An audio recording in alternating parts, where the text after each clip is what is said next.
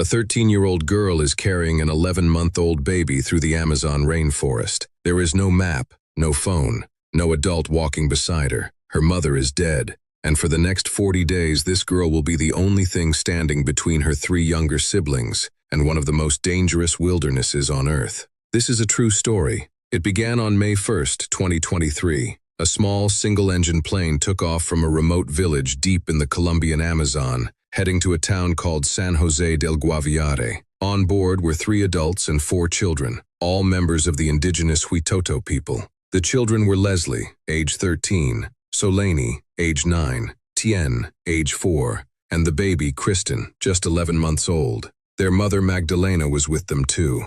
The flight was supposed to take less than 2 hours. It never landed. Somewhere over the dense canopy of the rainforest, the plane's engine failed. The pilot's last words to air traffic control were calm, almost routine. "I'm going to look for a river." Then, silence. The aircraft disappeared from radar. No distress call, no explosion seen from the ground, no smoke rising above the trees. It had simply vanished into one of the most remote, unmapped stretches of jungle in South America. For 2 weeks, search planes flew overhead, scanning a canopy so thick that a crashed aircraft could be sitting 50 feet below and remain completely invisible from the air. On May 16th, 16 days after the crash, a search team finally found the wreckage. Inside, they found the bodies of the pilot and the other 2 adults. Magdalena was not there, neither were her 4 children. But near the crash site, rescuers found something that changed everything. A baby bottle, a small pair of shoes, and footprints, leading away from the wreckage into the trees.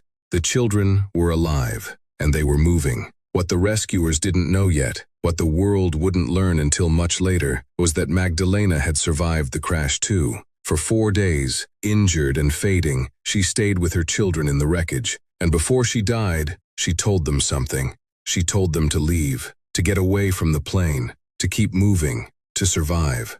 Leslie, 13 years old, picked up her baby sister, took her younger brother's hand and walked into the jungle. She had just become the only adult her siblings had left. To understand how 4 children survived what came next, you have to understand who they were. The Huitoto people have lived in the Colombian Amazon for generations. Survival knowledge here isn't something written in a book. It's passed down daily, by grandmothers, by mothers, by simply growing up inside the forest. Leslie had been taught by her grandmother, a respected elder in their community, which plants were safe, which fruits could be eaten, how to find water, how to build shelter from branches and leaves. She didn't know it yet, but everything her grandmother had ever shown her was about to become the only thing keeping her family alive. The Colombian Amazon is not a gentle place. It is home to jaguars, venomous snakes, scorpions, poisonous plants that look identical to edible ones. And for 16 hours out of every 24, it rains. The children built a shelter using branches,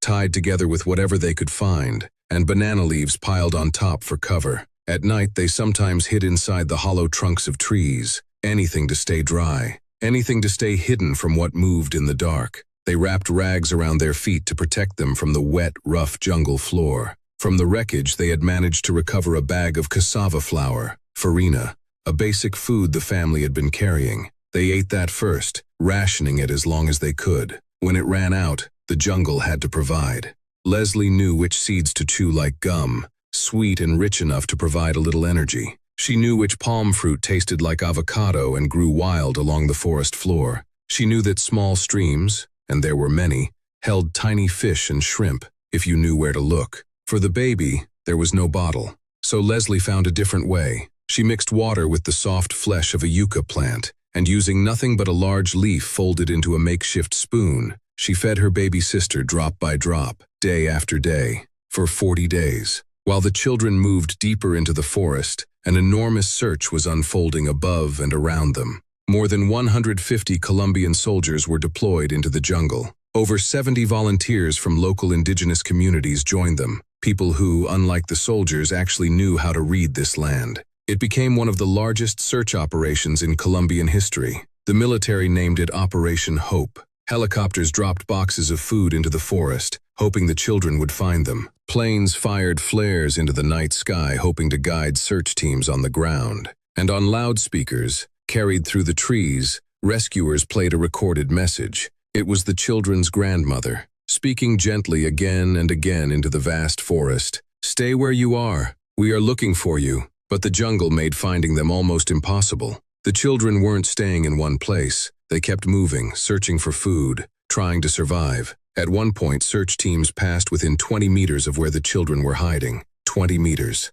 and they didn't see them. Days became weeks. Weeks became more than a month, and still, no sign. The world began to lose hope. Rumors spread that the children had already been found, then were retracted. Colombia's president briefly announced their rescue on social media, only to walk it back hours later. It was a devastating cycle of hope and heartbreak that repeated again and again. But Leslie never stopped walking, never stopped feeding her siblings, never stopped carrying the baby who depended on her for everything. On the 40th day, a search dog named Wilson picked up a scent. The dog led his handlers through thick brush, deeper into a part of the jungle that had already been searched multiple times. And there, in a small clearing, nearly 5 kilometers from the crash site, they found them. 4 children, thin, exhausted, covered in insect bites, dehydrated, but alive. All 4 of them, alive. Leslie was still holding her baby sister. When the rescue team reached her, she looked at them and said only 3 words.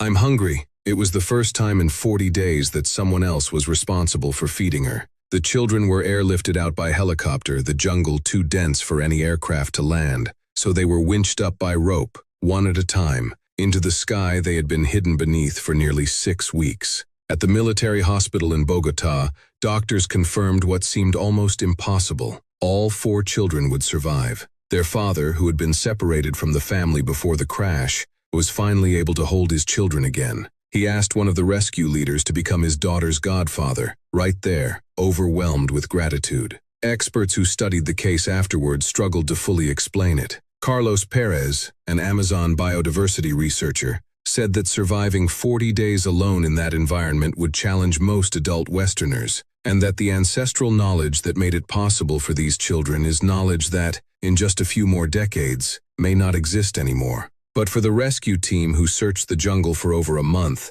the answer felt simpler. It wasn't just survival skill, it was that they had each other. If Leslie had been alone, just one girl, by herself, in that jungle, the fear alone might have been unbearable. But she wasn't alone. She had her brother's hand to hold, her sister beside her, and a baby who needed her to keep going, every single day, whether she felt strong enough or not. Somewhere in that forest, a 13-year-old girl became the only protector her siblings had. She fed them with leaves when there were no bottles. She built shelter with branches when there was no roof. She kept walking when there was no map, no rescue in sight, and every reason to believe that no one was coming. And on the 40th day, someone finally was.